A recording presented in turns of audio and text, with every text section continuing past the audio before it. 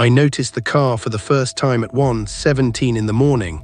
I was driving home alone. The highway was almost completely empty and I had been on the road for nearly an hour. Then a dark sedan passed me, nothing unusual about that. What was strange was what happened 5 minutes later. It passed me again, and this time, I could see there was nobody driving it. I wish I could say that was the moment I turned around and went home. It wasn't. I kept driving. That was my first mistake. I worked late shifts at a warehouse about an hour and a half from my house. Most nights I finished around midnight. The drive home wasn't difficult, it was just boring. For the first 20 minutes there were usually other cars on the road. Then the highway narrowed into a long stretch surrounded by forest. No gas stations, no houses, no streetlights, just trees and asphalt. I had driven that road hundreds of times. I knew every curve, every hill, every mile marker. I also knew that after 1 in the morning, I could sometimes drive 10 or 15 minutes without seeing another vehicle. That night was exactly like that. I left work at 12:08. I stopped at a gas station before getting on the highway and bought a coffee. Then I started the drive home. It was raining earlier that evening. By the time I reached the highway, the rain had stopped, but the pavement was still wet. The road reflected my headlights. The trees on both sides looked almost completely black. I turned the radio down and drove. Around 1:10, I noticed headlights behind me. A car was approaching quickly. I didn't think anything of it. It was a dark sedan, maybe a Chevy, maybe a Ford. I wasn't good at identifying cars. It passed me without slowing down. I glanced at the driver as it went by. I couldn't see much, just the silhouette of someone sitting behind the wheel. The car disappeared around the next curve. I kept driving. 5 minutes later, I saw headlights in my rearview mirror. The same car. At first, I assumed it had been slowed down by something. Maybe traffic farther ahead. Maybe the driver had stopped on the shoulder. I didn't think much about it. It passed me again. This time I noticed something strange. The driver wasn't looking at the road. His head was turned toward me. He was staring directly through my driver's side window as he passed. I remember thinking that was weird. But people do strange things on the road. I kept going. A few minutes later, the car disappeared again. Then I reached a long, straight section of highway. There was no traffic ahead. No exits, no side roads, nothing, and suddenly, the same sedan passed me for the third time. I actually laughed. I said out loud, "What the hell?" There was nowhere for that car to go. It couldn't have turned around. There wasn't an intersection. There wasn't a turnaround. There wasn't even a shoulder wide enough to make a U-turn safely. But there it was. Same dark sedan, same headlights, same shape, same driver. I watched it disappear into the distance. Then something made me uncomfortable. The car had no rear license plate. I couldn't see one. There was just a dark rectangle where the plate should have been. I slowed down. Maybe I was imagining it. I checked my own mirrors. The road behind me was empty. I turned the radio off.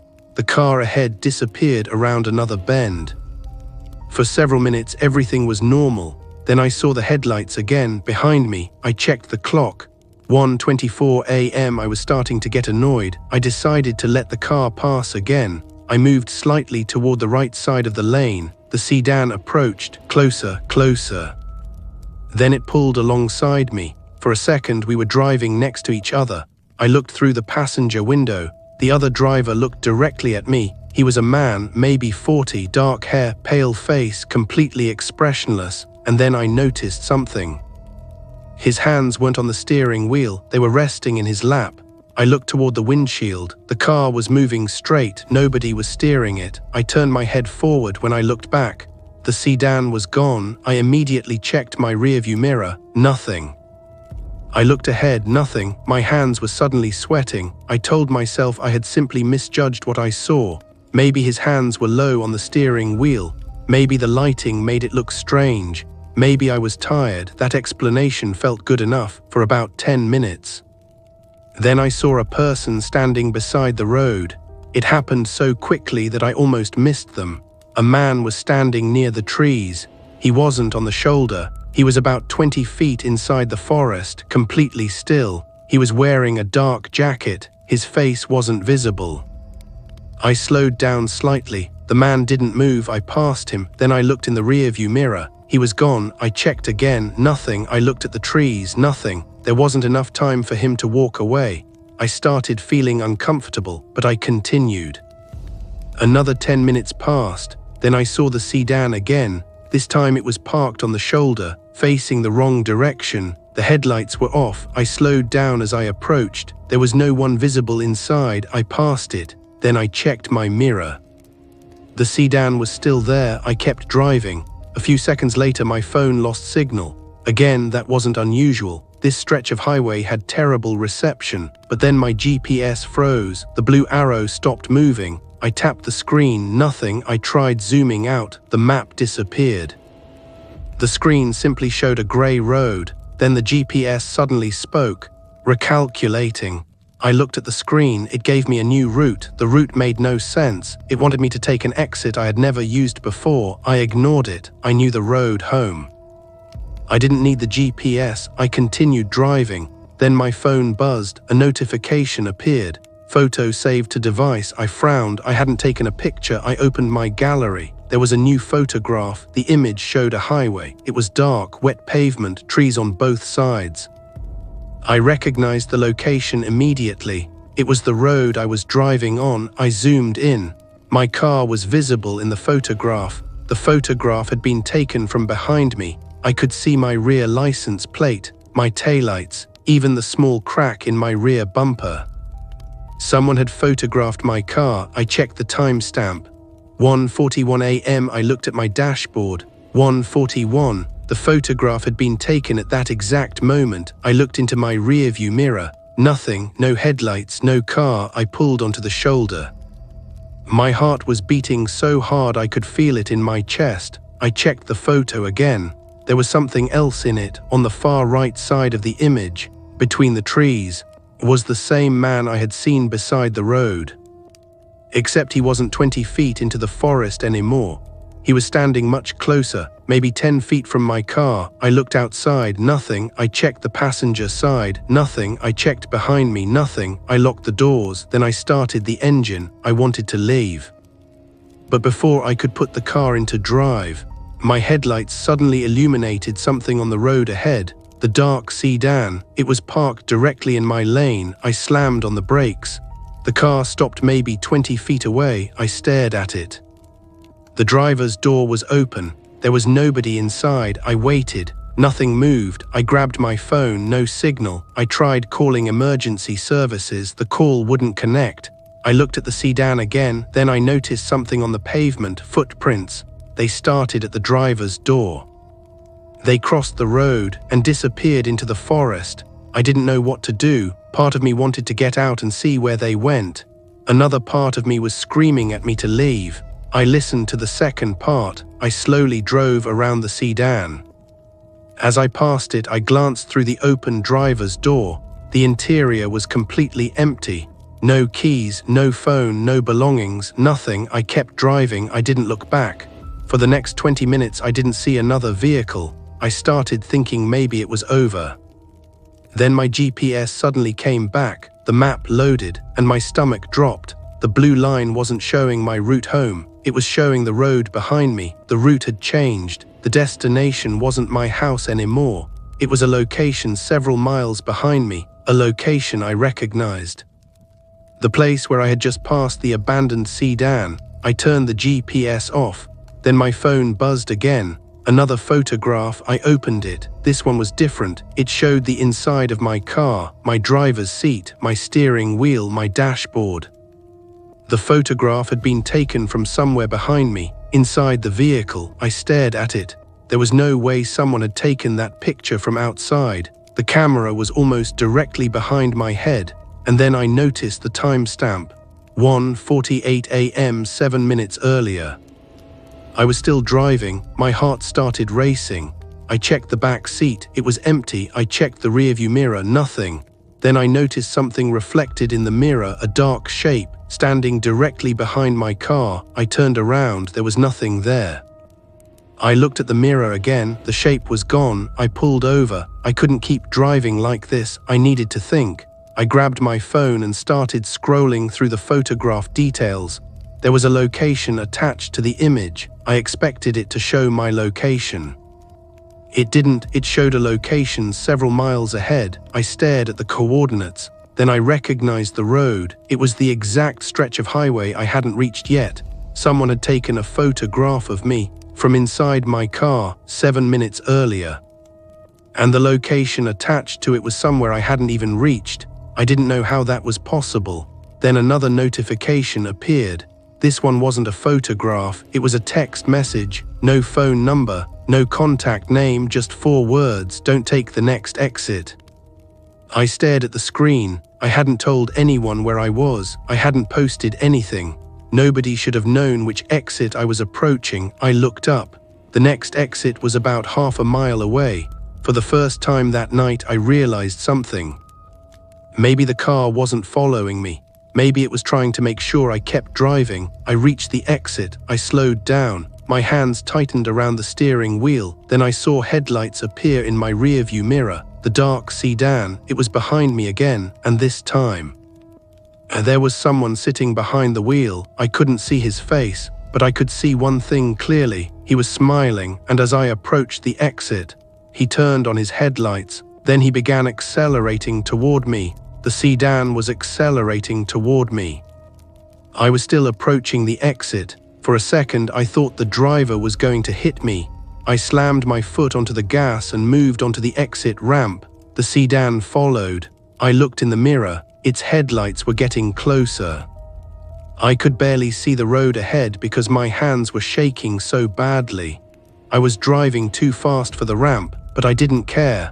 I just wanted to get away from that car. The exit eventually opened into a small road surrounded by trees. There were no businesses.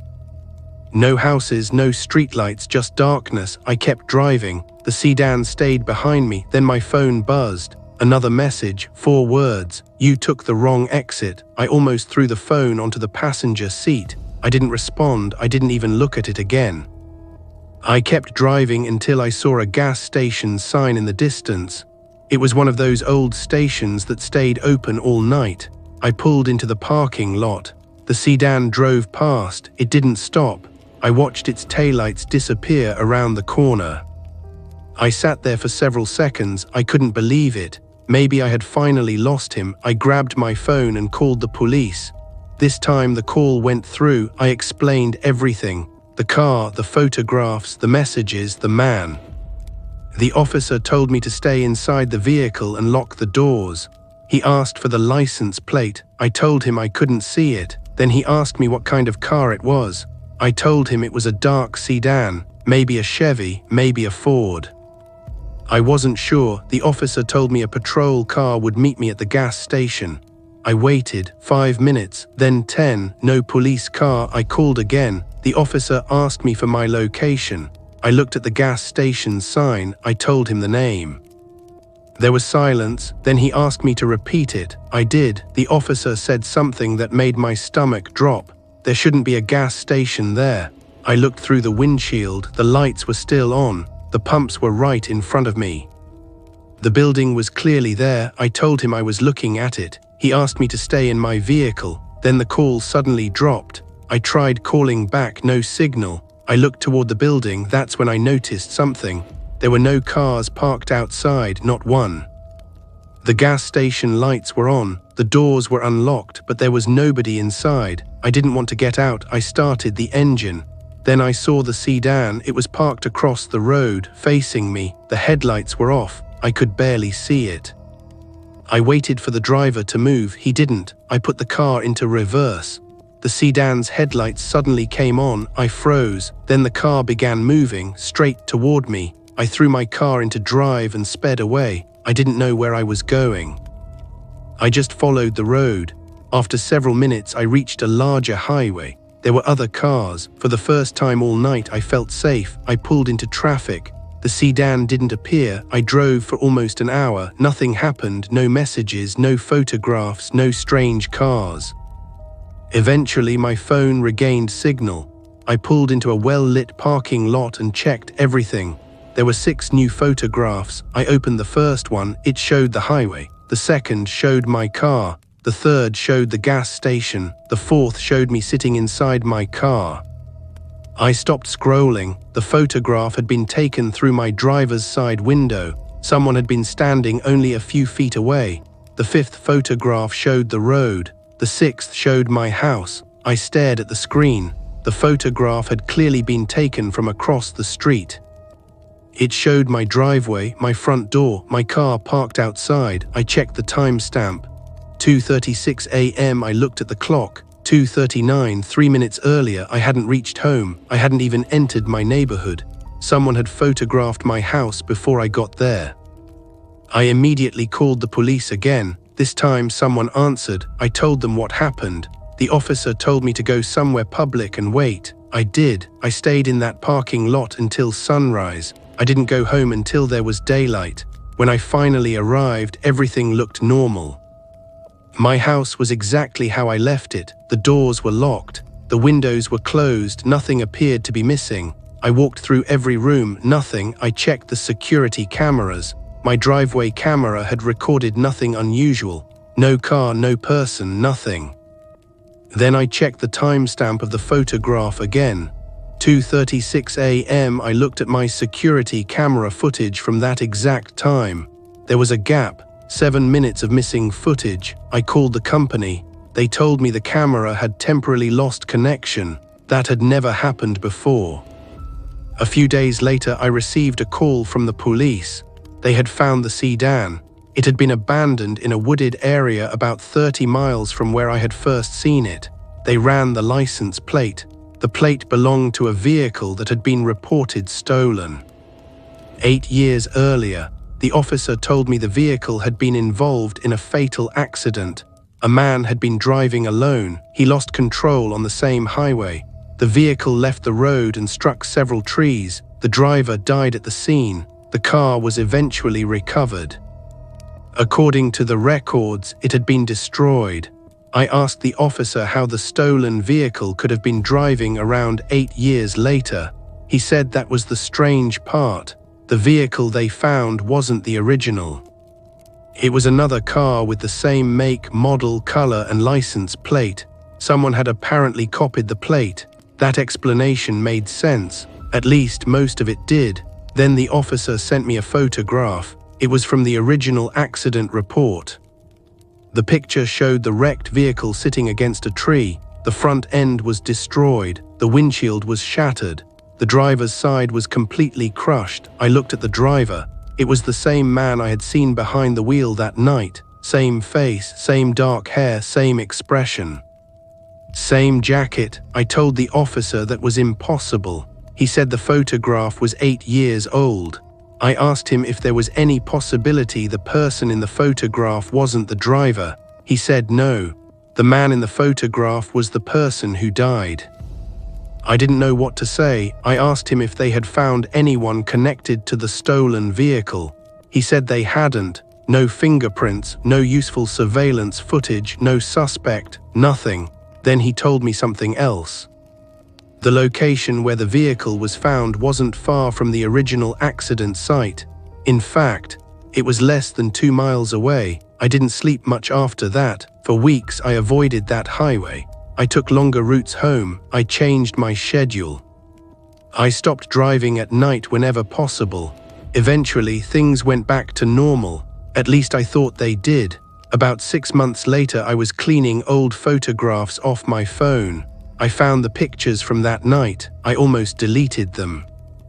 But something made me look at the first photograph again, the one showing my car from behind. I zoomed in. The photograph had been taken from the middle of the road, but there was something in the reflection of my rear windshield, a face. I couldn't see it clearly. I zoomed in again. The image became blurry, but I could still make out the outline. Someone was sitting in my back seat. I had checked the back seat that night. It was empty. I had been completely certain. I opened the second photograph, the one showing the inside of my car. I zoomed in on the rearview mirror, and there he was, the same man sitting directly behind me, watching me drive. I stared at the image for a long time. Then I noticed something I had completely missed before. His hand was raised. He was pointing toward the road ahead, toward the next exit, the exit I had ignored, the exit where the old gas station was located. I searched for the gas station online. There was nothing, no business, no address, no record. I searched old maps. Eventually, I found a reference to it. The gas station had closed nearly 20 years earlier. The building had been demolished. There was nothing there now, just trees. I still couldn't explain what I saw that night, but there was one thing I eventually understood. The sedan wasn't trying to attack me. It wasn't trying to force me off the road. It kept appearing because it was trying to make me take that exit, and I still don't know why. Maybe someone was using the old vehicle to scare people. Maybe the photographs were part of an elaborate setup. Maybe someone had been watching me for longer than I realized. There are explanations for almost everything that happened. Almost, because there is one photograph I still can't explain. The last photograph on my phone was taken at 2:43 a.m. It shows the highway from behind my car. There are no other vehicles, no people, no buildings, just the road disappearing into darkness. But if you zoom in far enough, you can see the dark sedan sitting beside the trees, and beside it, the man is standing on the road, watching my car drive away. The problem is, at 2:43 a.m. I was already on the main highway, more than 30 miles away, and according to the police report, the sedan wasn't found until the following afternoon. I never drove that road again, but sometimes when I'm driving late at night, I still check my rearview mirror. Not because I'm afraid someone is following me, because I'm afraid that one night, I'll see that sedan again, and this time, it won't be behind me, it will be waiting ahead. That was the end of this story. If you've ever experienced something you still can't explain or have a strange story of your own, send it to Tales of the Dark. Your story could become the next nightmare featured on this channel. If you are new here, subscribe to Tales of the Dark, where every story gives you a nightmare.